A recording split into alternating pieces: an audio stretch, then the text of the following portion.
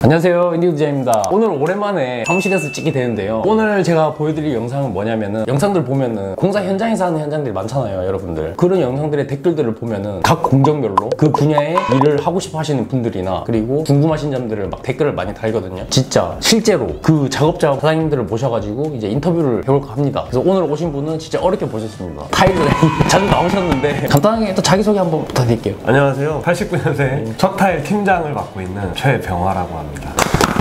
타일 팀 이름은 척타일. 척척 잘 붙이는 척타일. 척타일. 착착착. 타일 이거 일을 하신 지 한 얼마나 되셨죠? 거의 한 10년 정도? 9년에서? 그 정도? 그 전에는 어떤 일을 하셨나요? 그 전에 어렸을 때 장사를 했는데 그게 좀 잘 됐어요. 어린 나이에. 그래서 거만했어요. 그래서 이제 오프라인으로 이제 옷가게를 차리게 됐는데 쫄딱 망하게 된 거예요. 참 깝깝하다 했는데 앉아 있었는데 그 친구가 내가 지금 타일을 시작했는데 그때 당시에 기술자 인건비가 하루에 25만 원이었거든요. 오, 그래도 비쌌는데도. 그렇게 번다. 밑자야 본전이다 하고 하루 나가보자 해서 나 좀 소개시켜줘. 그래서 이제 처음 나가게 됐어요. 처음이라서 뭐 한 일은 많지 않았어요. 근데 뭐 25만 원 다 받는다고들 하니까 이게 진짜구나. 일자 기준. 타일을 딱 시작을 했어요. 아무것도 모르고 이제 시작을 했을 거 아니에요. 이 보시는 분들 중에서 하고 싶어 하시는 분들 많거든요. 일을 배우는 순서가 아마 궁금할 것 같긴 해요. 두 가지 경로가 있다고 생각하는데 첫 번째는 학원을 먼저 가서 자격증도 따고 오시는 경우도 있고 처음부터 이제 조공으로 오는 거죠. 그냥 바로 현장으로 그냥. 어차피 학원에서 뭘 타일 붙이는 법을 배웠다고 한들 현장에서는 할 수가 없어요. 왜냐면은 타일 붙이기 어려운 이유 중에 하나가 그 면이 거칠면 거칠수록 붙이기 힘든데 대부분 현장이 거칠어요.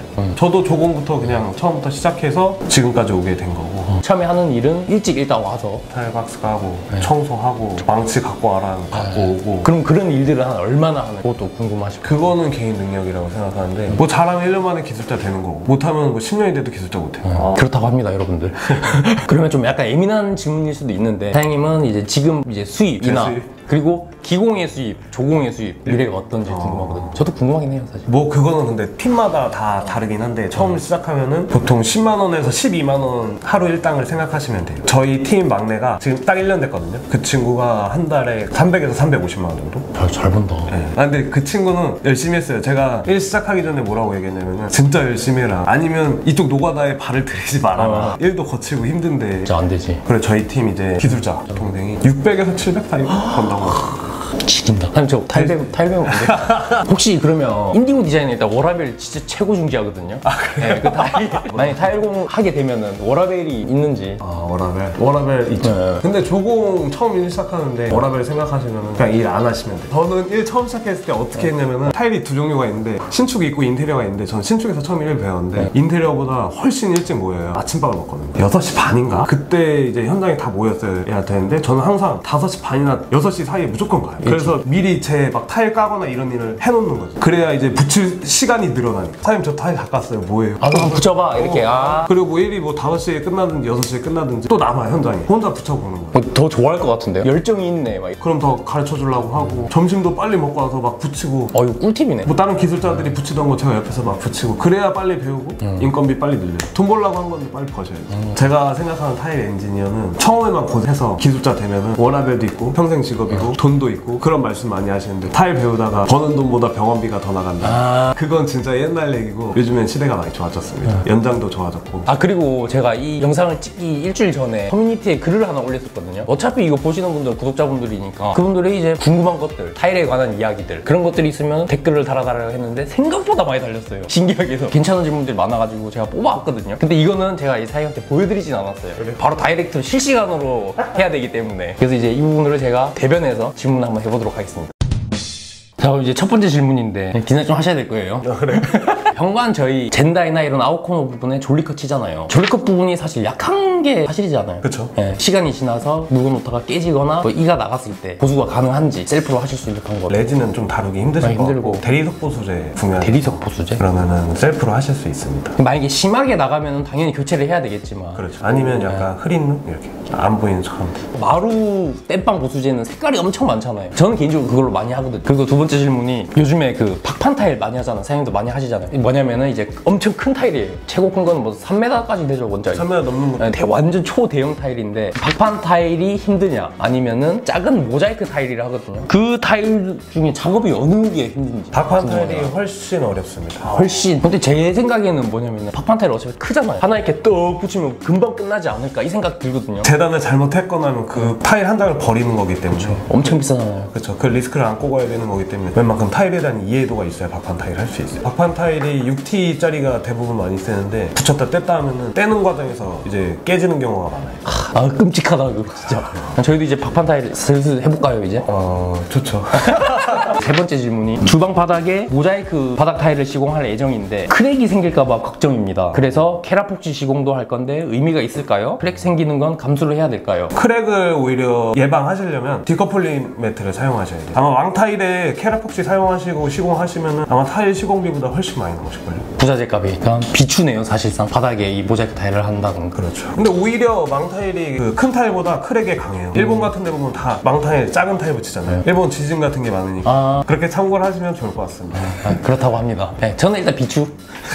봐봐. 리모델링 할 때 9mm 문선으로 교체하겠다 했더니 화장실 타일 쪽에 틈이 생겨서 방수 등에 문제가 될 수 있다고 하네요. 이런 경우엔 어찌해야 될까요? 화장실도 더 뜯고 새로 해야 되는 걸까요? 이거는 타일 쪽에서 말씀드리기가 어려운 부분이어서 인디고 대표님이 답변해 주시는 게 좋아요. 기존 문틀을 살리고 문선만 벗겨내고 9mm 문선을 할 수 있는 방법이 있거든요. 굳이 화장실을 다 뜯을 필요는 없을 것 같아요. 자, 이제 5번 질문입니다. 대표님이 더 재밌어 하는 것 같은데요.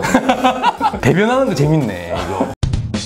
신축 아파트 일 많이 하시잖아요. 많이 하죠. 신축 아파트에서 타일 깨짐은 어쩔 수 없는 건지 이제 입주를 했을 때 아니면 시공 문제인지 궁금합니다. 깨지는 게 어쩔 수 없다면 몇 년 차에 공사하는 게 괜찮을까요? 일단 가만히 있는 타일이 깨진다는 것 자체는 시공 문제는 아닌 것 같고 골조가 이렇게 뒤틀리니까 타일이 인코너 쪽에 이렇게 꽉 물려 있으니까 못 건디고 자기네들끼리 움직이다가 탁 터져서 깨지는 거거든요. 신축들이 그 골조들이 움직이죠. 조금씩 그죠? 자리 잡는데 시간이 걸리죠. 구축 아파트는 그래 짱짱한데 그렇죠. 그거를 참고하시면 될 것 같습니다. 자, 6번 질문입니다. 욕실 덧방 시공을 하면 공간이 좁아지나요? 그리고 가로 시공의 기준과 세로 시공의 기준이 어떤지 궁금합니다. 타일을 덧방하면 당연히 좁아져. 타일 두께가 양쪽으로 이렇게 오니까 당연히 좁아지고 접착제 두께도 있으니까 가로로 하냐 세로로 하냐는 소비자분 마음이세요. 저희 타일 엔지니어들이 이렇게 추천드리는 방법은 화장실 구조에 기둥이 있거나 뭐 젠다이가 있거나 거기 쪽이 최대한 안 들어가게 쪽이 안 터지는 방법으로 뭐 시공을 추천드립니다. 그리고 이제 7번 질문입니다. 졸리컷 사이에 레진이 아닌 매지로 채워 넣으면 어떻게 되나요? 그리고 정확히 레진이 뭔지 모르겠어요. 반셀프 인테리어를 준비 중인데 좋은 타일 엔지니어를 섭외할 수 있는 방법이 있을까요? 보통 매지 마감을 많이 하고 레진은 그냥 합성수지 그런 거라고 보시면 되는데 레진은 그 색깔을 맞출 수도 없고 졸리컷 부분을 이렇게 둥글게 마감할 수 없는데 레진이 조색을 해서 쓰기 때문에 이렇게 졸리컷 부분이 안 보이고 이렇게 한 판이 되게 마감을 할 수 있습니다. 좋은 타일 엔지니어를 구할 수 있는 방법 0104나고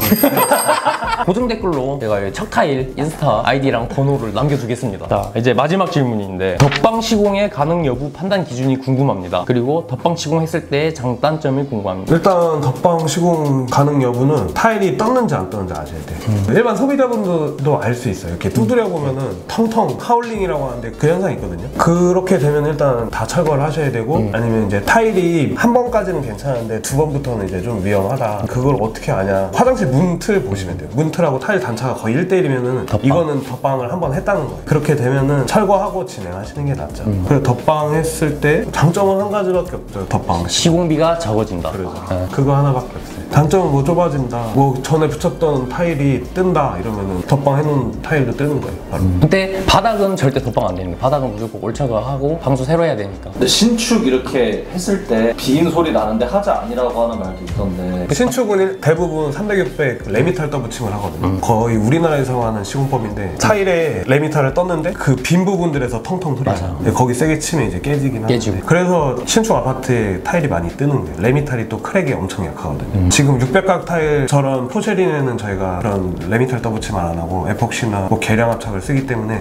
뜨는 경우가 거의 없다고 보시면 돼요. 그리고 이제 제가 궁금한 게 몇 가지가 있거든요. 옛날부터 좀 많이 했지만 마루 안 깔고 바닥을 타일로 하는 걸 비추천하거든요. 난방을 틀었을 때 어차피 수축 팽창을 하니까 얘네들이 단차가 생기거나 시간이 지나면 매지 다 깨지고. 그거는 타일이 뜬 거예요. 갑자기 올라오거나 매지가 깨졌다는 거는 그건 첫 번째 타일이 떴다는 걸 의심하셔야 돼요. 그럼 시공이 잘못된 거예요, 그거는? 시공이 잘못됐다고 봐요. 만약에 뜯었는데 씌웠는데 바닥에 크랙이 있다.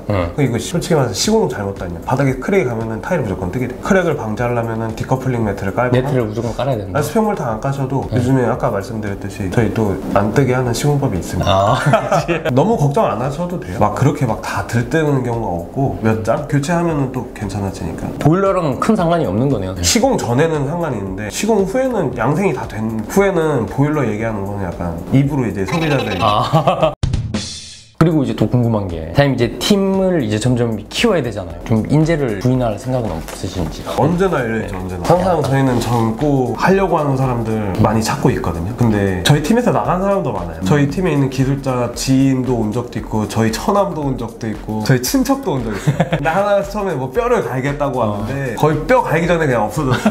너 그 말 책임져라 했는데 뼈 갈기 전에 그냥 다 나가버렸어요. 못 버티고 갑자기 막 저도 몰랐던 막 지병이 생겼다고 하고. 근데 갑자기 가족 문제 생기고. 발 부러졌다고. 네, 그래서 그런 발가락이 마음 잘렸다. 먹고 오는 것보다 뭐 한 일주일 뭐 그 정도 해본다. 그 가벼운 마음으로 와서 그냥 뭐 몇 번 해보시면은 느낌이 딱 와요. 할 수 있는 일이다, 없는 일이다. 끈기 있으신 분은 연락 주십시오. 진짜 배우기만 하면은 기술자 되면은 좋습니다. 이쪽 현장 일 타 공정도 다 추천합니다. 다 장단점이 있어서 그렇지 다 매력이 있어요. 진짜로. 좀 인식이 많이 바뀌고 있잖아요. 그래도 우리나라도. 인식이 안 바뀌었으면 좋겠어요. 아, 안 바뀌었으면 좋겠어요? 네. 그만 오게 사람들. 네.